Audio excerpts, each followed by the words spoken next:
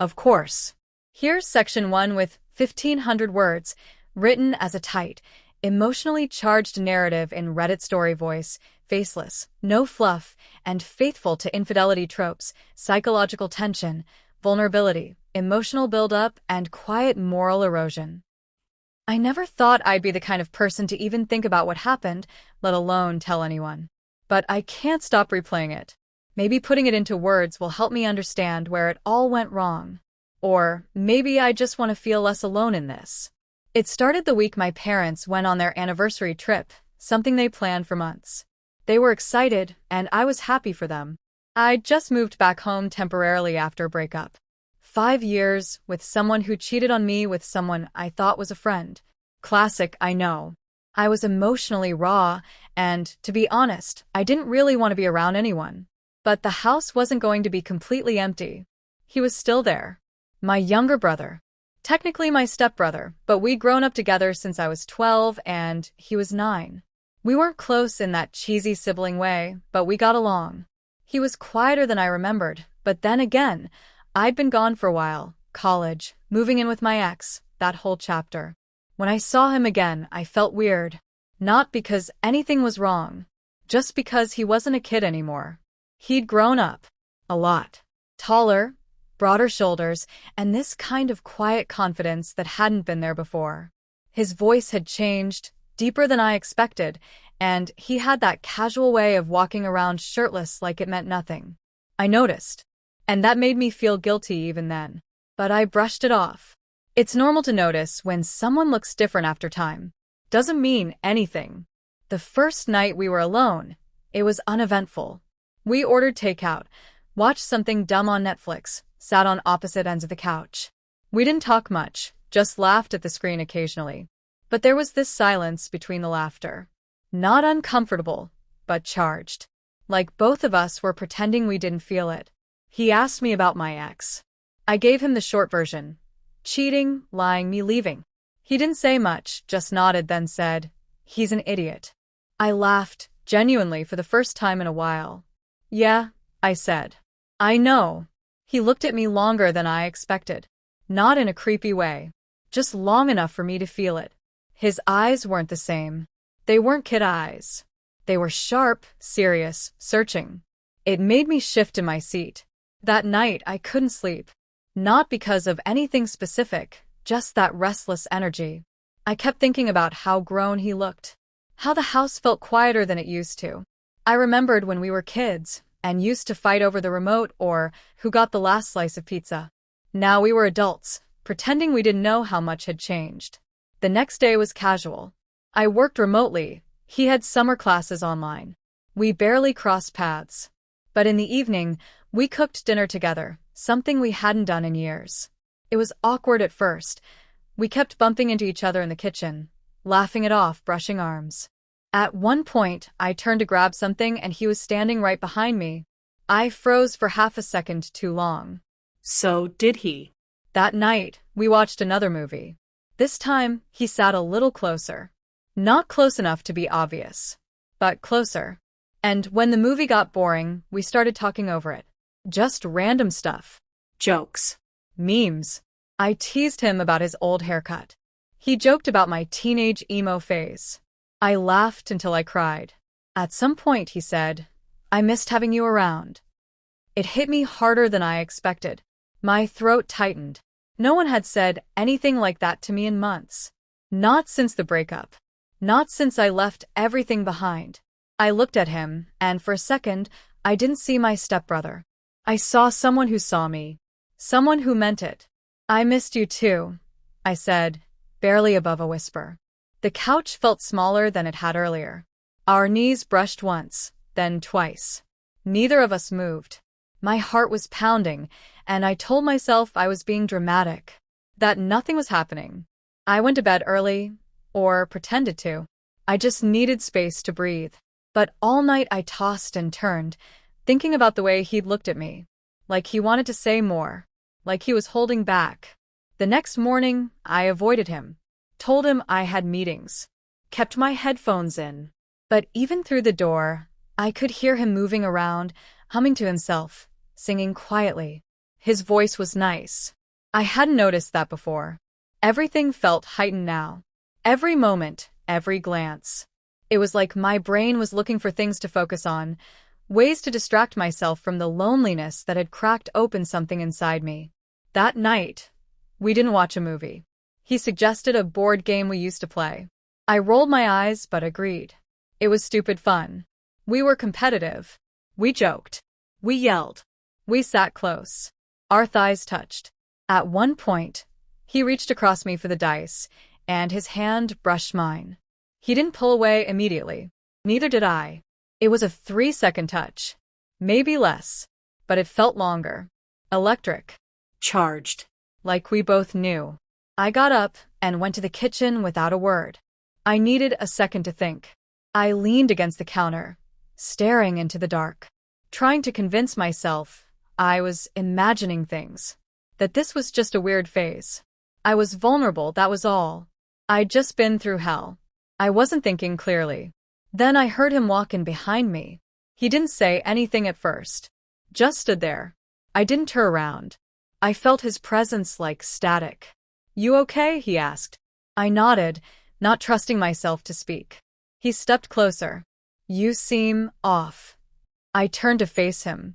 "I'm just tired." He looked at me for a long moment. "You don't have to pretend with me. You're allowed to not be okay." My throat burned. That stupid knot came back. "Why are you being so nice to me?" He smiled, but it was sad. "Because I care about you. Always have." I blinked, and before I could say anything, he stepped back, gave a half laugh like he'd said too much, and left the room. I stood there for a long time, gripping the counter, heart thudding like I'd just run a marathon. That night, I dreamed of him. Not in a graphic way. But he was there holding my hand, telling me I was safe, that I wasn't broken, that I mattered. I woke up in a sweat. I felt disgusting. Confused. Angry with myself. Angry at him for being kind. For seeing me when I didn't want to be seen. The line hadn't been crossed yet. But we were towing it. And I wasn't sure I wanted to step back. Let me know when you're ready for section 2, or if you want any edits to tone, pacing, or intensity. The next morning, I woke up feeling off, like something was hovering under my skin. I told myself nothing happened, that it was all in my head. But I couldn't look at him the same. When I came downstairs, he was already eating cereal, scrolling through his phone like it was just another normal day. I envied that ease. He looked up. "You sleep okay?" I nodded. "Yeah." "You?" He shrugged. "Not really."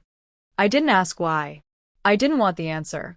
We went through the motions: breakfast, separate routines, silence, filled with noise. I worked. He stayed in his room. But I knew we were both thinking about it. That closeness. The weird tension. The way he said he cared. Later that afternoon, we ended up in the kitchen at the same time again. I reached for a glass. He was getting something from the fridge. Our arms brushed. I pulled back fast. He didn't. He turned, looked at me for a beat too long, then said, "You're really jumpy." "I'm not," I lied. He didn't push. He just smiled like he knew better. We didn't talk again until that evening. He came into the living room while I was scrolling through old photos. He sat beside me, without asking. Close again. Too close. I didn't move. "Why do you still have pictures of him?" he asked, eyes flicking to the screen. I hesitated. "I don't know. Habit, maybe." "You should delete them." "I will." There was silence, then he said, "He didn't deserve you." "I know. You stayed with him way longer than you should have. I thought I loved him." He turned to face me. "You deserve better." I met his eyes, and that same tension tightened between us again. He was serious, steady, calm. I didn't recognize that version of him, and I liked it. Too much. I got up, pretending I needed water. Anything to put distance between us. I leaned against the sink, counting my breaths. I wasn't stupid. I knew where this could go. But the part of me that should have stopped it had gone quiet. The loneliness, the hunger for connection, it was louder. He came up behind me again. Not close enough to touch, but I could feel him. "I meant what I said last night," he said. I didn't respond. I care about you. Not like a sister. Not like I'm supposed to. I turned around, every muscle tight. You shouldn't say that. I've felt it for a while, he continued. I just never thought I'd get the chance to tell you. You don't know what you're saying. I do. I looked at him, trying to find something, immaturity, delusion, a joke. But it wasn't there. He was calm, grounded. And the worst part? I wasn't disgusted. I was shaken. Because part of me had been waiting for someone to see me like that. I'm messed up right now, I whispered. I know. You're younger. Not by much. It doesn't matter. It's wrong. Then why haven't you walked away? I didn't have an answer. I stared at him, heart racing. He didn't touch me. He didn't move. He just stood there, letting the silence fill the space between us like a dare. I finally turned away. Don't say anything like that again. I won't, he said. Unless you ask me to. The next day was unbearable. I couldn't concentrate. Every noise he made, every movement in the house felt like it was aimed at me. I avoided him all day. He didn't push, but that only made it worse. By the time night came, I couldn't take it anymore. I walked into his room like I had a purpose, but I didn't. I just wanted to see his face. To feel something other than shame and confusion. He looked up from his laptop, surprised but not startled. Hey. I stood there. I don't know what I'm doing. Neither do I. I don't want to regret this. You don't have to do anything you don't want to. I don't even know what I want. Then sit. So I did. I sat on the edge of his bed, hands in my lap, staring at the floor. He closed the laptop and waited. I could feel his eyes on me. I keep telling myself this is temporary, I said. It doesn't have to be anything. That makes it worse. He didn't speak. He just let the words hang there. I'm scared of how easy it is to be around you. Why? Because it feels safer than it should. He leaned forward slightly. Maybe you need safe. His words cracked something. I felt it in my chest. I looked at him, and suddenly there was no logic left. No rule or label that felt stronger than the way he was looking at me. I didn't kiss him. He didn't kiss me. But when he brushed my hair away from my face, I didn't stop him. And when his hand lingered on my cheek, I leaned into it. We stayed like that. No words. No movement. Just breath and skin and silence. It felt like standing on the edge of a cliff, knowing one more step would change everything. I pulled back, not because I didn't want it, but because I wanted it too much. I should go, I said. Okay. He didn't stop me. He just nodded. I went back to my room and sat on the floor, heart hammering. Every part of me felt like it was vibrating. I stared at the wall, trying to feel guilt, trying to talk myself down. But the guilt didn't come. Only heat. Only confusion. Only the memory of how warm his hand felt against my skin. The next morning, we didn't speak at all. He left early, said he had to run an errand. I sat at the kitchen table with my coffee, feeling the weight of something unfinished. I hated the in-between, the not knowing. When he came back, he dropped a bag of groceries on the counter like nothing had changed. I watched him unpack milk, bread, pasta, frozen pizza. It was stupid, but it made me feel something close to normal. You didn't have to do that, I said. I know. That night, we watched another movie. I don't even remember what it was. We didn't talk much. But this time, when our hands brushed, he didn't pull away. And this time, neither did I. By the end of the night, his hand was resting on mine. Not tight. Not possessive. Just there. I didn't move it. I didn't look at him. I didn't breathe. When the credits rolled, we sat in silence. He said, "You okay?" I nodded. Then he asked, "Do you want me to stop?" It was the first time he acknowledged the truth aloud. The weight of it. The danger. The fact that we were standing in a place we couldn't come back from. I wanted to say yes. I wanted to say stop. But I didn't. Instead, I said, "I don't know." He squeezed my hand once, then let go. I went to bed and cried. Not because of what was happening, but because I couldn't lie to myself anymore. I was slipping and part of me didn't care. Not all affairs are loud. Some start like this. Quiet moments, kind eyes, gentle hands. Little steps you don't realize are leading you somewhere until you're already halfway there. And that night, I knew we were already past the starting line. The morning after felt heavier. There was no dramatic shift, no explosion of consequences, just a quiet, humming pressure in the space between us. We went through our routines like nothing had happened, but I could feel it in the way we moved around each other, careful, slower, more aware. Every glance held something it didn't before. We both avoided the couch that day. He stayed in his room. I stayed in mine.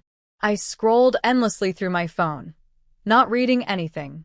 I never realized how loud silence could be until it was filled with everything left unsaid. By dinner, we'd run out of things to pretend to do. I was standing in the kitchen, heating leftovers, when he walked in.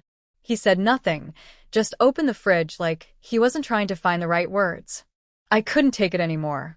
This can't keep happening. He closed the fridge. It hasn't happened. Not really. But it's going to. He looked at me and didn't deny it. Then say stop. I didn't. Because I couldn't. We're not doing anything wrong, he said, softer this time. We're not blood. That's not the point. Then what is? You know what? He stepped closer. You're afraid of what people would think. I get that.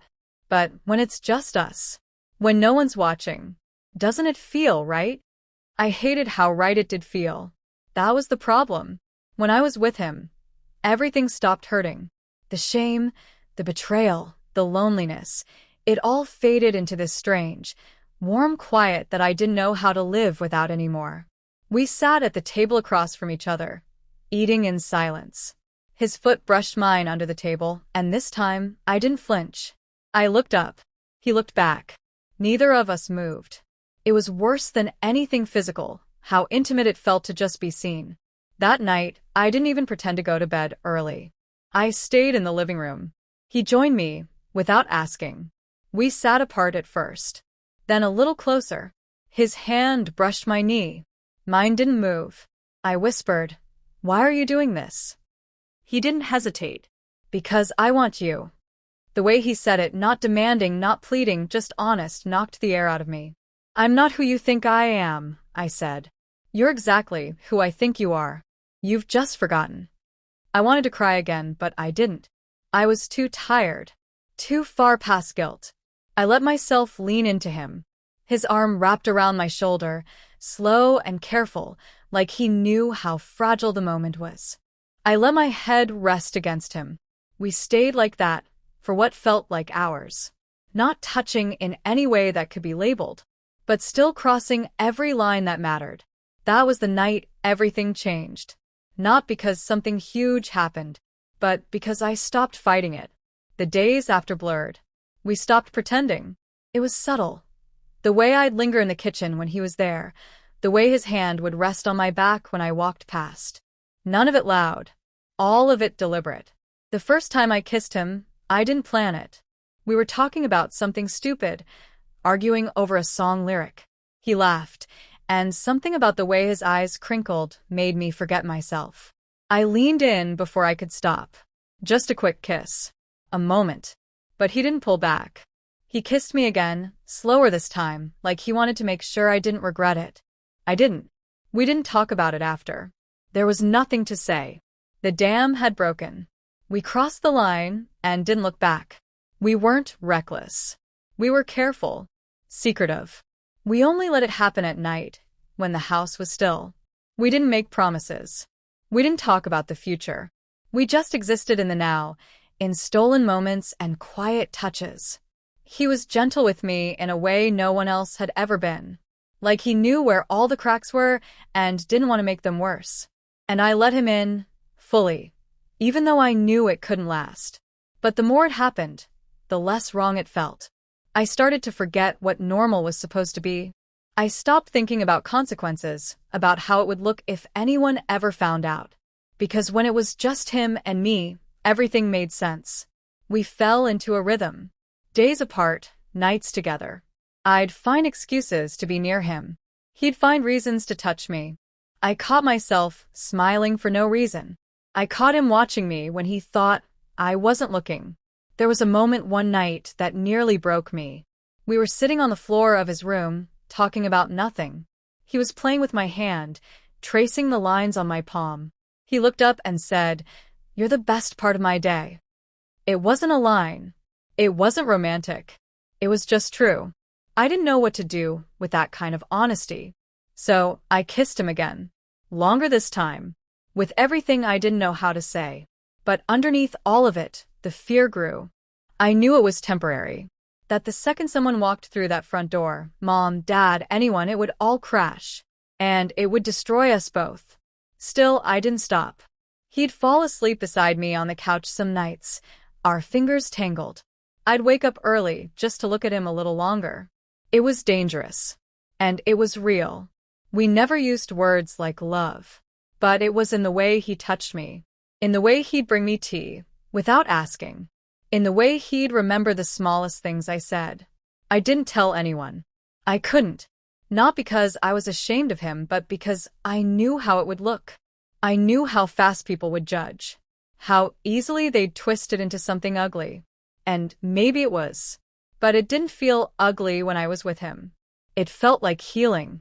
But the clock was ticking. I felt it every day. We were living on borrowed time. I started dreaming of people finding out. Mom's face. Dad's disappointment. The fallout. I asked him once, "What happens when they come back?" He looked at me and didn't answer. Because we both knew. This wasn't a story that could last. It was too fragile. Too forbidden. And yet, every night, I kept going back to him. Because the truth was, I'd rather have something real and doomed than feel empty and safe. That's the part no one talks about. When you've been broken, truly broken, sometimes the wrong thing feels like the only thing keeping you together. And in the quiet, in the shadows, in the space between right and wrong, we found each other. And I wasn't ready to let go. The day it ended didn't start any different. I made coffee. He came downstairs, still half asleep. We shared a smile like we always did, a quiet acknowledgement of something nobody else knew. I should have known it wouldn't last. Good things never do. That afternoon, I got a message from Mom. They were coming back early. Changed flights. They'd be home in 2 days. Just like that, the clock ran out. I told him right after dinner. He didn't say much at first, just nodded and stared at his plate like it had answers. Finally, he asked, "So that's it?" "It has to be." He didn't argue. He just sat there, breathing slowly, jaw clenched like he was trying not to break something. "We knew this wasn't permanent," I said. "But it felt like it was." "That doesn't change what it is." "I know." Neither of us ate after that. I cleaned the kitchen. He disappeared upstairs. We didn't talk that night. I laid in bed staring at the ceiling, drowning in memories that hadn't even had time to become old. I wanted to go to him, but I didn't. If I saw him, I'd stay. And staying wasn't an option anymore. The next morning, everything felt like a countdown. I watched him avoid me like it was supposed to make things easier. He didn't sit with me, didn't smile, didn't brush against me in the hallway. It felt like we were erasing each other in real time, pixel by pixel. By the second to last night, I broke. I knocked on his door. He didn't look surprised. He just moved aside and let me in. We didn't talk. We didn't cry. We didn't ask questions we didn't want the answers to. We just held each other like we were trying to press every second into our skin. No words. Just touch. Just closeness. Just memory. When I pulled away, I looked at him like I'd never see him again. Because, in a way, I wouldn't. Not like this. Not as mine. He said, "I don't want to forget this." "You won't. Promise me." "I promise." The last day felt like morning. I folded laundry. He cleaned his room. We stayed out of each other's way, afraid that if we touched, we'd fall back in. An hour before they got home, he walked into the living room and sat across from me. "Are we gonna pretend this never happened?" "I don't know." "Because I won't," he said. "Even if you do." "I'm not pretending. I'm just surviving." He looked at me for a long time. Then he stood and walked to the door. Before he left, he said, "You changed me." And then he was gone. Mom and Dad walked through the door an hour later, full of stories and smiles and hugs. I played the role. I asked the right questions, gave the right reactions. I was the daughter they remembered. But I didn't feel like her anymore. He avoided me that night, stayed in his room. I did the same. And just like that, it was over. Not with a fight, not with a crash, just a slow, brutal fade into silence. In the weeks after, we went back to being what we were supposed to be. Polite. Distant. Careful. The space between us widened, not because we wanted it to, but because it had to. Every word we didn't say screamed louder than anything we ever said out loud. I watched him start to move on. He spent more time outside the house. Got quieter around me. I told myself it was good, that it meant we were healing. But deep down, I hated it. I hated how quickly life rushed back in, washing over everything like it had never happened. I started deleting the pictures, the evidence, anything that might give away the shift. But I couldn't delete the feeling, that strange, powerful warmth that lived in my chest every time I remembered him looking at me like I mattered. Some nights, I'd catch him looking at me when he thought I wasn't paying attention. Eyes soft. Regretful. Like he wanted to say something but couldn't. Once, I passed him in the hallway, and he stopped me. "I still think about it," he said quietly. "Me too. Does it make me a bad person?" "No," I told him. "Just a human one." He nodded, stepped aside, and let me pass. That was the last time we acknowledged it out loud. The house became just a house again. Full of the same noise, the same routines, the same people pretending nothing had changed. But it had. I had. He had. And pretending got harder every day. There were moments where I thought about telling someone. Not the whole truth, just enough. That I got close to someone I shouldn't have. That it made me feel alive again. That it wasn't about lust or rebellion, it was about connection. Being seen. Being needed. But I never did. No one would have understood. So I stayed quiet. I buried it. I moved on the way people do when they don't have another option. But he stayed in my mind. Not in a haunting way. In a steady, quiet presence that reminded me of what it felt like to be wanted without conditions. Months passed. Then a year. Life went on. I dated someone else. Smiled through it. Pretended the bar hadn't already been set somewhere he couldn't reach. He was kind, safe, normal. And still, I found myself comparing him to someone I wasn't supposed to remember that way. We never revisited it. We never needed to. What we had wasn't meant to be a forever story. It was a moment. A breath. A break in the chaos where two people found each other and held on a little too long. But I don't regret it. That's the part no one expects. I should have. By every rule, by every standard, I should have buried it in shame. But I didn't. Because in that moment, with him, I felt something real. And that's more than I can say for most things in my life. It didn't make sense. It didn't follow the rules. But it made me feel alive. And sometimes that's enough. I still think about the way he looked at me that last night, like I was the only thing that had ever made sense. I wonder if he thinks about it too. If he remembers the exact sound of my voice when I whispered goodbye. I hope he does. Not because I want it back, but because it mattered.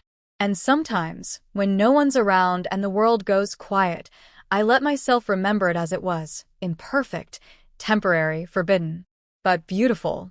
Because not all love stories are meant to be told out loud. Some are just meant to be felt. Once. And never forgotten. Let me know if you'd like this packaged for narration, turned into a transcript-ready format, or adapted into a different version.